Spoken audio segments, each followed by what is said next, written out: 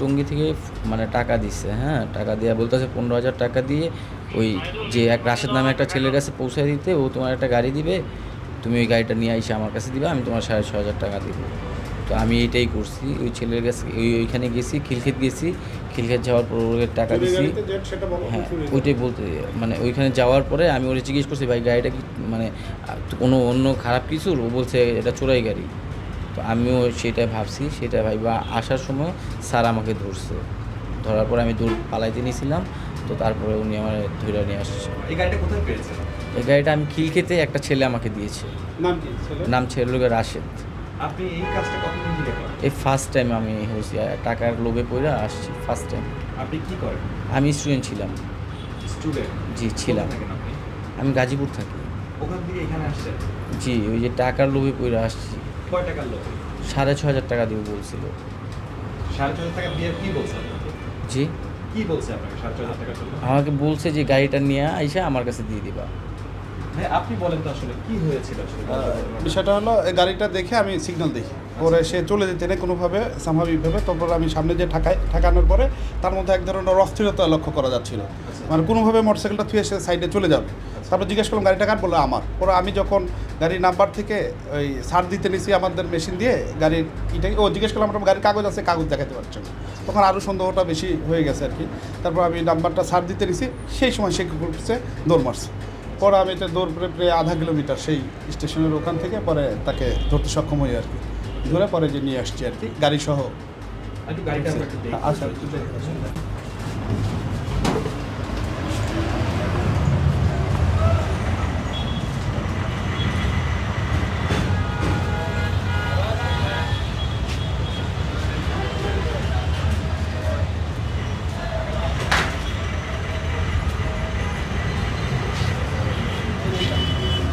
এই গাড়িটা আর কি। এই গাড়িটাই শুধু হ্যাঁ হ্যাঁ হ্যাঁ, এইটাই। এই গাড়িটা কার ভাইয়া? এই গাড়িটা কার আমি অ্যাকচুয়ালি জানি না, আমার বলছে খালি এটা পাস করে দিতে, কি পাস করে দিতে? মানে গাড়িটা মানে আরেক টঙ্গিতে পাস করে দিতে, এটাই বলছে।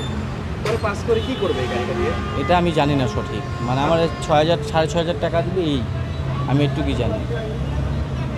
আপনি এই কাজটা মানে কিভাবে করলেন, কেন করলেন? আমি করিনি আর কি, আমার রাশেদ নামে ছেলেটা গাড়িটা দেওয়ার পর, হ্যাঁ, বলছে যে কার কাছে দিবেন, কার কাছে?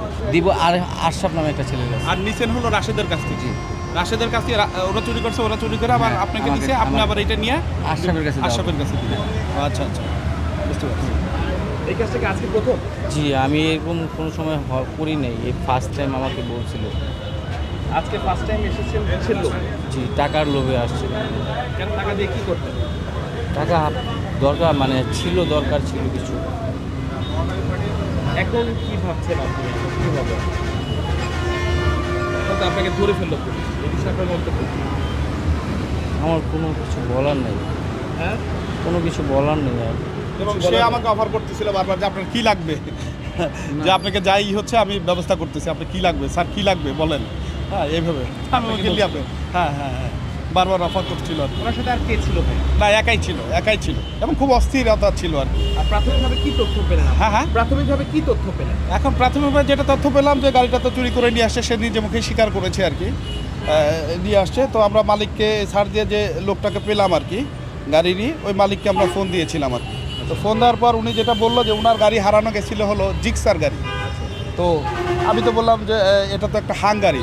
তো আমরা যেটা সাসপেক্ট করছি যে আসলে নাম্বার প্লেটটা চেঞ্জ করে ফেলছে আর কি, ওনার গাড়ির নাম্বার এই গাড়িতে লাগিয়েছে আর কি, মানে জাল নাম্বার প্লেট।